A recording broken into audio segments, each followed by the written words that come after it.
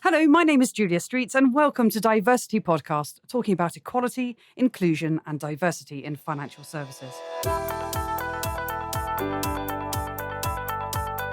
On the podcast, we seek to shine a light on positive progress, call out areas requiring further focus and offer lots of ideas to help drive change. And today, I'm joined by Karis Stander of Investment2020 and Natalie Kenway of Investment Week. Karis Stander is the Managing Director of Investment2020, which is an industry career service with a specific focus on widening access to diverse talent at grassroots. She joined Investment2020 in 2014, when it was still in the embryonic stages of development, and last year announced the merger with the Investment Association. So Karis, welcome to the show. Hi, Julia. Thanks for having me. Natalie Kenway is the acting editor of Investment Week. She first joined the publication in 2005 as a junior reporter, before working her way up to an editing role. And she has a particular passion for covering diversity-related topics. Natalie, welcome to the show. Thank you. It's great to be here. And as always, at the start of the show, we invite each guest to talk about what they're up to at the moment. So, Karis, let's start with you. What are you particularly focused on at the moment? So, Investment2020 is an investment management career service, and our focus is accessing a more diverse talent pool and doing so at the entry level. Traditionally, the industry has focused on graduate recruitment, and we're accessing a much more diverse candidate pool than traditional graduate recruitment has done in the past. Amazing. Natalie, talk to us about what you're up to at the moment at Investment Week. A few years ago, we decided that diversity was a real big problem in the asset management industry and wanted to bring this to people's attention and all of the benefits and advantages that improved diversity would bring to the companies that we write about. We launched the Women in Investment Awards in 2017, and we had over 800 nominations for that. And then last year, in our second awards, we have over 1,000 nominations. So it's clearly resonated well with our readership. Amazing. And to see that growth over time is fantastic. Brilliant. Well, let's start with, Karis, let me come to you first of all, with Investment2020. Very keen to explore what impact that has had. We've had a great impact at Investment2020. We've brought in over 1,300 trainees into the industry, and they're a mixture of school, college leavers and graduates. And it's about split 50-50. And that's not a target that we set, but rather the way firms recruit. And they come from a huge diversity of different backgrounds. So we've got, over 40% come from Black, Asian and ethnic minority backgrounds.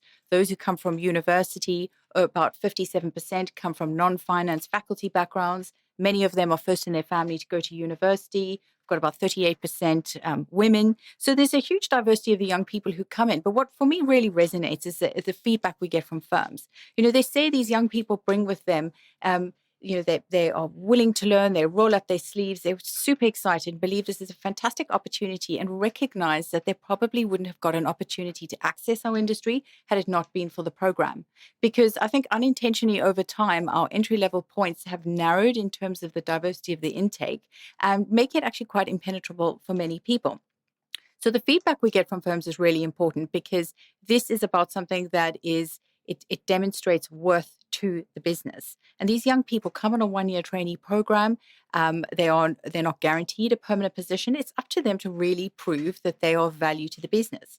And it's good to see that 75% of them are offered a permanent position. So they transition and roll off into the business. And the feedback we get from firms is that it drives a cultural change bottom up. And that often you have the layer just above the trainees who sometimes are getting a little bit complacent within their roles, and that they see these young people come in driving change and recognize that they too need to drive change and raise the bar. And that's really positive for the business. So it sounds like it's been incredibly effective. As you look ahead to this year and perhaps on into next year, where are you focused at the moment? Okay, so we're focused on two main areas. The first is working with our corporate partners in that we get the CEOs, senior leaders are really bought into it. We've got the HRs who typically manage the program, and then, of course, the hiring managers. But, of course, hiring managers are across the entire part of the business, and we get to work with those who are very much on board and who would like to take young people on and very much want to embrace difference. We don't necessarily get to see the hiring managers who don't. And what we would like to do, and we've started doing, is working with the business so that we can address address the hows. Because I think if we're really going to drive a change, it is what is it that makes people sometimes a little bit afraid to hire people when you're looking at hiring for potential and they don't necessarily have a track record. They're an unknown entity. And if we address the hows, I think that breaks down the fear. So that's where we started focusing. How do you hire for potential? And when you take a young person who hasn't necessarily had work experience within the industry, what do you start to look at? And how do you start looking at your job descriptions? What is the interview process? We talk a lot on the show about, the middle management layer. Some people refer to it as the sticky middle, some people the permafrost layer. So that's the hiring manager layer, exactly as you describe it so well, which is that layer that's looking to hire in talent in order to generate performance, I guess. Absolutely. I mean, I think a lot of people, certainly the people that we deal with, are very much on board our messaging and they want to see change. But enabling people to be able to do that is really important. And they want to learn from other people who've been successful and been able to do that. And it's really important to showcase success within businesses. So if we look at all the 40 plus firms that we work with, they've got phenomenal examples of success. And perhaps the story can be better told internally and also externally within the industry. So people can start to see if they can do it, we can do this, and it actually does work. It's not something to be afraid of. Sometimes it's the fear of the unknown. The other area that we focused on working with is we've been very successful in navigating the education industry at schools and colleges and universities in order to get in front of the people that we would like to get in front of who haven't necessarily thought of our industry. In fact, we know from the research we've done that many young people do not know what investment management industry does. And our research indicates that investment management is rock bottom when it comes to understanding within the different niches within financial services. And there sometimes are negative perceptions when it comes to pursuing a career within financial services. So what we are doing is working with young people, especially those who are furthest from the industry, who genuinely don't have mums and dads, who work within professional services, who don't have the support necessarily within their schools, colleges, and universities on how to be successful at interview. And what we found is, and feedback from firms, and what we found also in terms of driving young people to our firms for the opportunities we have, are they making it through to the next stage? And where are the areas where it's falling down? And so what we've identified is some of the stumbling blocks, and a recent program that we have called Think Investments, which we're currently piloting, but we'll roll out more extensively, is working with young people who are furthest from the industry, many of whom from disadvantaged backgrounds, and looking at those areas, making sure that they understand the impact of social media, that they understand that handshake and eye contact at interview is so critical, what it means to be able to answer interview questions, especially for the firms who don't necessarily delve to the next layer. Are they prepared? How do they manage themselves at assessment center? And I think these are the skills which are not a barometer of future potential, but these are skills that are learned. So we're starting to work with them to see how we can teach them so that they can ultimately be successful and then have a tremendous impact on the firm themselves. Wonderful. Well, let me bring Natalie in at this point, because you're an industry commentator and you look at all of the initiatives that are happening out there. I suppose my first question is what's the appeal of the industry that you cover? I think it probably at the moment is from outsiders is a lack of appeal, because I think as Investment20 highlighted last year with the YouTube video, a lot of people's perception of the industry is that a lot of old white men wearing braces, smoking cigars. You can't enter the industry unless you have a private education or a maths degree, when we all know that that's very far from the truth. And it's a real shame, because there are opportunities for lots of careers in the investment management industry, such as roles in marketing, technology, compliance, PR, journalism. There's so many opportunities out there, and we need to educate people about that. I think when I'm from a working class background myself, and when I speak to my friends about what I do, they were baffled by why I enjoy it so much. So we definitely need to go out and educate people about that. Fantastic. And you talk about the YouTube video as well. And we'll make sure that YouTube video is on the website as well, so that anybody who's listening can go. It is a fantastic video. They have a lineup of students, if I've got this correct, and they sort of say, well, who do you think most works in investment banking or investment management? And of course, their assumptions are proven completely wrong. And it's incredible. Natalie, I'll ask you this question. When people have come through something like the Investment20 scheme, what do you think particularly appeals to them once they've had the veil lifted about the magic of the industry? Like many journalists, I sort of fell into this area. I didn't ever plan to be an investment journalist, but once I've stayed in this industry for 13 years now, because there is a real community feel. There are lots of people that are willing to reach out to each other, and I've made many friends, and there are lots of let's do this for the industry rather than being very inward looking and doing things for their own company or for their own personal careers. It's more about the greater good. And personally, I don't feel that being a female has ever held me back or put me to an advantage, quite rightly. And I also think that the industry is quite innovative. So in that terms, it does offer a lot of opportunities to people. We've seen a lot of technology disrupting other sectors, and I'm not saying that the investment industry is immune to that, but I've been really pleased to see how the industry has embraced that in terms of big data and artificial intelligence. So I think that should attract a lot of the younger people to come and join us. And do you think when you look at the industry that there are some areas where we might fall short? Should there be some more focus on particular, either demystifying certain jobs or certain trends? You go, actually, I think we should talk more about something. There have been campaigns in the past about the jargon that we use and trying to break this down for the man on the street or the woman on the street. And these are clearly areas that need to be focused on. I think as well, we are falling short in a lot of diversity areas. The gender pay gap figures last year highlighted that some asset managers have a gender pay gap of around 30 to 40%, which is shocking.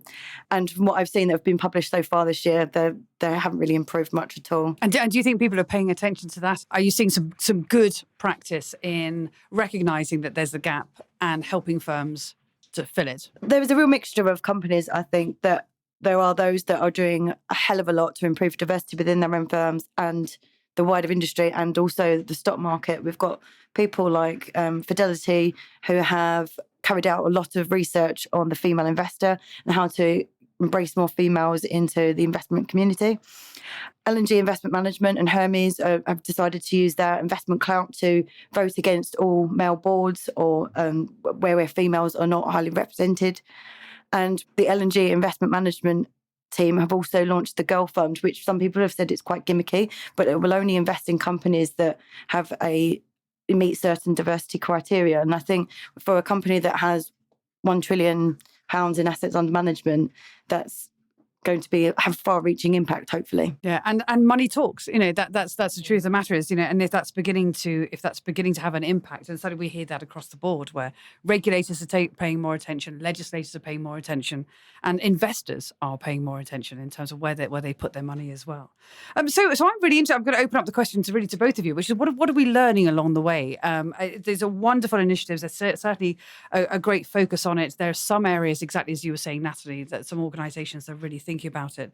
What are we learning on the way, and what can we do to accelerate change? I think what we look about what we're learning along the way is how do we support those who traditionally have made up our industry in order for them to feel that they're part of the journey and that this is a good thing for them, it's a good thing for their departments, it's a good thing for the business. And I think that's really essential.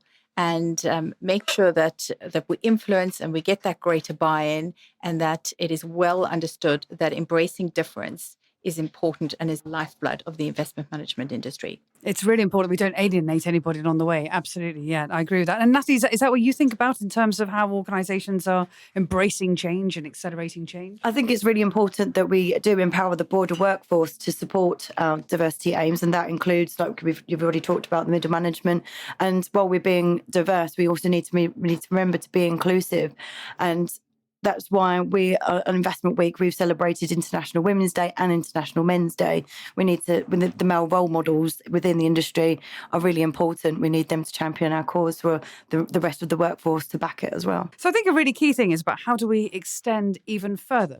And so wonderful, Karis, hearing you talk about how you're extending out into thinking about your gender split and then also the ethnic minority split as well. What are you doing to extend even further? I mean, I'm thinking, obviously, continuing work in ethnic minority groups, but also regionally as well, because the great thing about the investment management community is it extends right the way across the UK as well. Love to hear more about that. Okay, so for us, we work with over 3,700 schools, colleges and universities and careers organisations, and they're all very much across the UK. So they're not just centred around the southeast or around Scotland, where obviously most of the hubs are, but speaking to schools, for example, who are in Wales and Northern Ireland. And I do think that young people, they move for university, so they also would move for a job. And it's about ensuring that there is a broad understanding and a favorable understanding about what our industry is about. So I do feel we've done a great job in navigating the education landscape, but more can be done. And this is about creating a structured approach. And for me, where I'm going to be focusing and looking at is how do we build careers understanding, looking at the 14 to 16 bracket. You then build from the 16 to 18 bracket. You then build as people, if they choose to go onto university, so that people have a choice about when they decide to step off the education ladder. And it's the broad understanding about the industry and the skills. I think that's really critical. What are the skills that employers are looking for? And we know that jobs change all the time. We're going to see a huge amount of change with artificial intelligence. It's how do you future-proof yourself the jobs that you don't even know that are out there. And then starting to build with the communities about how do you articulate the skills that you already have so that it resonates with employers. And it's linking those two together. I think what's really important is work experience. We've seen I would say, a woeful lack of work experience that from our industry. And I do think that as we're starting to see a change in understanding about how entry routes need to be opened up, that there is a desire to have work experience. You typically see your internship program that feeds your graduate program, but less so on the school leaver side. So as part of our Think Investment program that I mentioned earlier, we do have a work shadowing day included. And I have been overwhelmed by firms' response. So now our 65 young people, many of them are actually going to be going on a double rotation because we've got more firms than we actually do with the students, which is a brilliant position to be in. And most unusual to hear that as well. I mean, usually it's the other way around where you have lots of work, people wanting to do work shadowing or work experience, knocking on doors of people kind of going, oh, it's that time of year again, for the work experience. It's amazing. And as you look at the world, Natalie, do we have a strong enough pipeline of talent coming through? And particularly thinking about the disruption that's happening in the industry as well. I mean, you were talking earlier about artificial intelligence, machine learning, and Karis was just mentioned that too.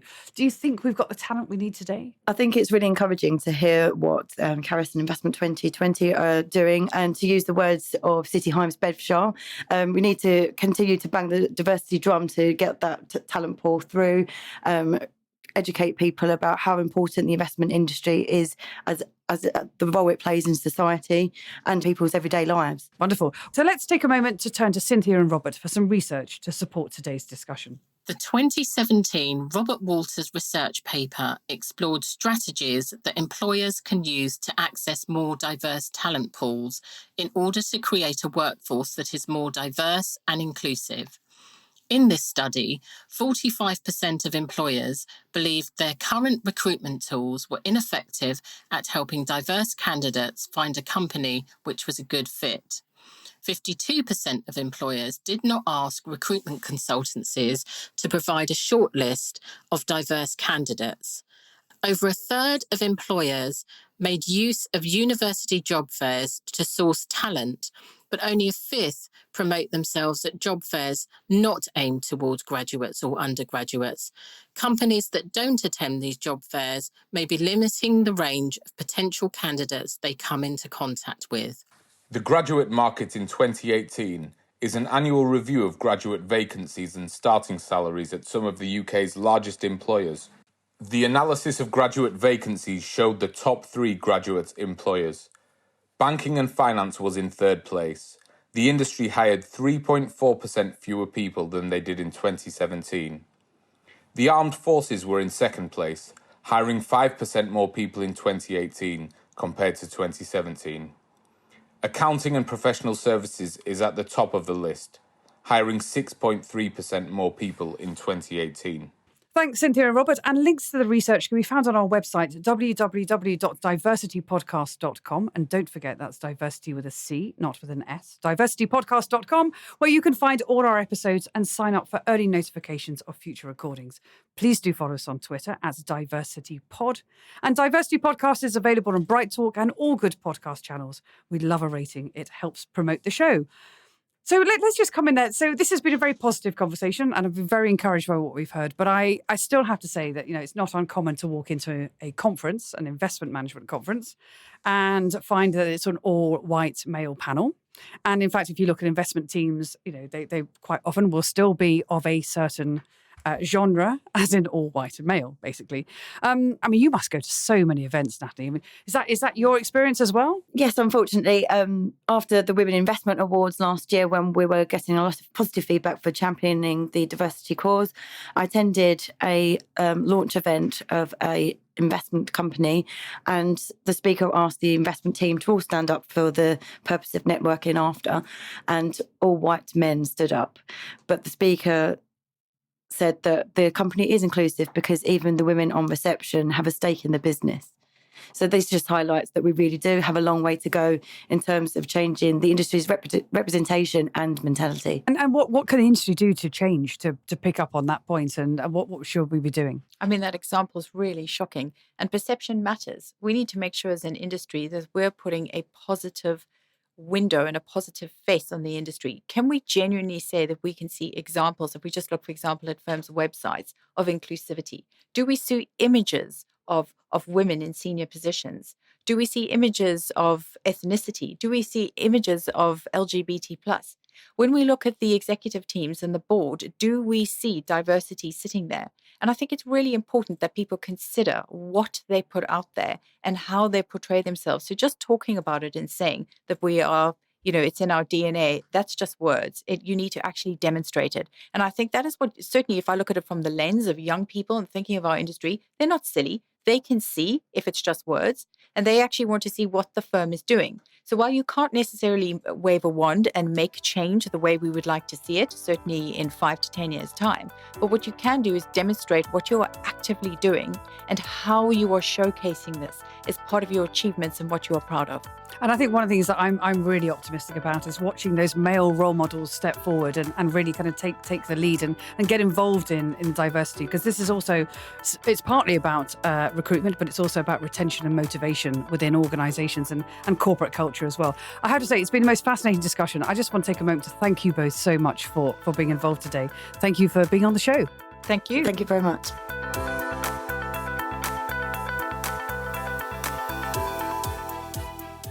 This episode of DiverCity Podcast was produced by me, Kieran Yates, on behalf of Julia Streets Productions. Thanks to Cynthia Akinsanya and Robert Pinto Fernandez for their insights. You can find out more about the guests on this week's show on our website, DiverCityPodcast.com, and that's diversity with a C, not an S. Whilst you're there, you can also sign up to our newsletter for all our latest updates. To be sure of catching all our future podcasts, subscribe to our feed in iTunes or your favourite podcast app. And if you've enjoyed this episode of DiverCity Podcast, remember to give us a rating or review. It all helps promote the show to a wider audience. Finally, our Twitter handle is @DiverCityPod. Thanks for listening.